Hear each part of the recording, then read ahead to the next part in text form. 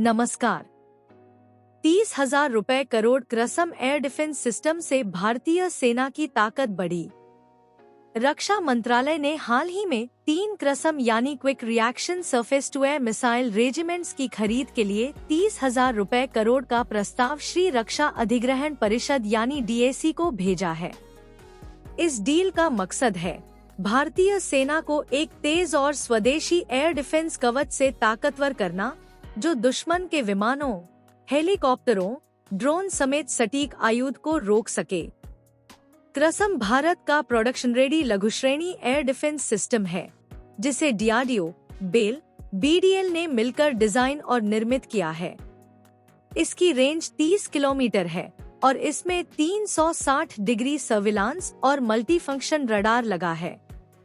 यह सिस्टम खासकर moving armoured formation को सुरक्षा देने के लिए बनाया गया है। बैटलफील्ड के बीच में ही चलते फिरते दुश्मन हमले को नाकाम करने की क्षमता रखता है।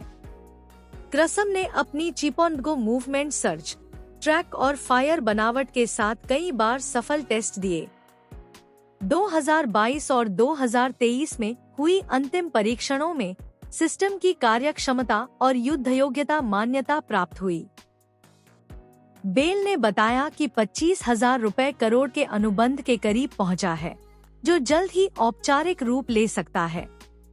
ये खबर सामने आते ही कुछ भारतीय रक्षा stocks, BEL, BEML, BDL, Data Patterns में लगभग 5% तक की तेजी आई।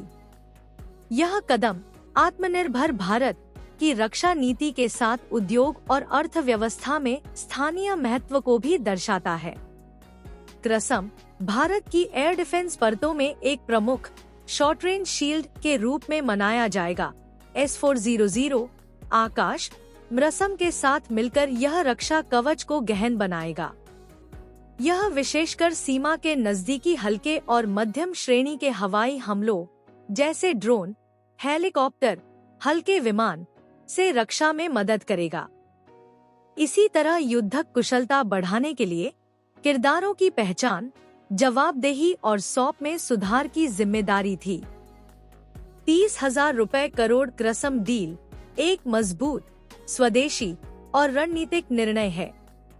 इस कदम से भारत की सेना न सिर्फ उच्च तकनीक से लैस होगी, बल्कि आत्मनिर्भर रक्षा की दिशा में ठोस कदम बढ़ेगा। उत्पादन, टेस्टिंग और उच्च क्षमता पर ध्यान लगातार बना रहेगा, जो वैश्विक रूप से हमें एक नई पहचान देगा।